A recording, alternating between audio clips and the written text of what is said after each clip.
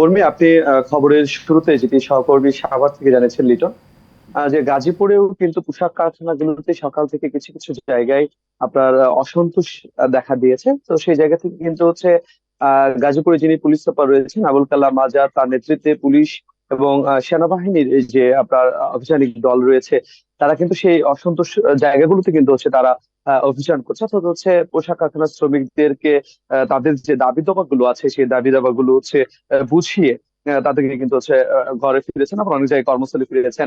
আপনি যে জায়গাটি দেখছেন এটা আরএকে সিরামিক্স একটি কারখানা। এখানেও কিন্তু হচ্ছে সকাল থেকেই কিন্তু পোশাক কারখানার শ্রমিকরা কিন্তু আনরেস্ট করেছিল। অর্থাৎ হচ্ছে সেই জায়গা থেকে কিন্তু আপনার গাজীপুর জেলা পুলিশ সুপারের নির্দেশে কিন্তু হচ্ছে সদর সার্কেলের যিনি অতিরিক্ত পুলিশ সুপার রয়েছেন মিরাজুল ইসলাম এবং শ্রীপুর থানার অফিসার ইনচার্জ আপনার সোহেল রানা, তো তাদের নেতৃত্বে পুলিশের সদস্যরা কিন্তু এসে এখানকার যে শ্রমিকদের সাথে তাদের দাবি দাবার বিষয়গুলো কিন্তু হচ্ছে আলোচনার মাধ্যমে কিন্তু একটি যৌক্তিক সমাধান করেছেন। অর্থাৎ হচ্ছে এখানকার পোশাক কারখানার শ্রমিকরা যেটা বলছিলেন যে তাদের হচ্ছে বাৎসরিক যে ইনক্রিমেন্ট আছে সেটি বৃদ্ধির জন্য এবং নারী বৈষম্য অর্থাৎ নারী পুরুষের সমান অধিকার নিশ্চিত এবং আপনার পাশাপাশি যে এখানে কিছু ভারতীয় কর্মকর্তা রয়েছেন তাদেরকে হচ্ছে অপসারণের একটি দাবি জানিয়েছিলেন। আসলে কিভাবে সমাধান হয়েছে একটু জানার জন্য আমি একটু আপনার কাছে জানতে চাই যে আসলে কি সমাধান করেছেন আপনারা।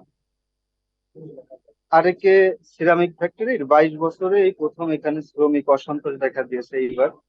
তো 7টা থেকেই শ্রমিকরা শান্তিপূর্ণভাবে রাস্তা অবরোধ করেছিল, আমরা সংবাদ পেয়ে আসি। তাদের সাথে আমরা কথা বলেছি। আসলে তাদের যে প্রধান দাবি ছিল সেটা হলো এই পলিসি অনুযায়ী এই ফ্যাক্টরির বাৎসরিক ইনক্রিমেন্ট প্রতি বছর আগস্টের বেতনের সাথে সেপ্টেম্বরের প্রথম সপ্তাহে দেওয়া হয়। কিন্তু গতকাল ফ্যাক্টরি তাদেরকে বেতন দিয়েছে কিন্তু ইনক্রিমেন্টটা দেয়নি।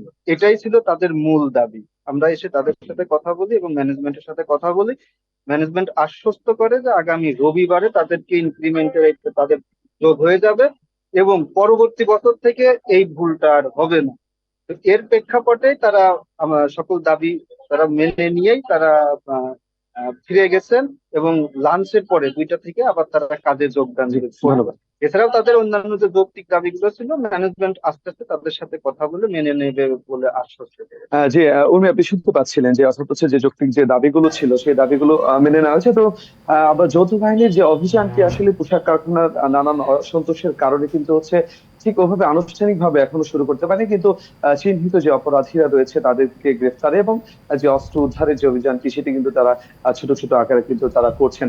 তো অর্থাৎ হচ্ছে তাদের এখন প্রধানতম কারণ যেটি হচ্ছে যে পোশাক কারখানার নিরাপত্তা নিশ্চিত করা এবং পাশাপাশি এখানকার যে শ্রমিকদের দাবি দাবা, যৌক্তিক দাবি দাবা গুলো হচ্ছে সমাধানের জন্য একটি পথ বাতলে দেওয়ার জন্য কিন্তু গাজীপুর যিনি পুলিশ সুপার রয়েছেন আবুল কালাম আজাদ, তিনি হচ্ছে বিভিন্ন শিল্প কলকারখানার মালিকদের সাথেও কথা বলছেন। অর্থাৎ হচ্ছে কোনোভাবে যে অস্থিতিশীল পরিবেশ যেন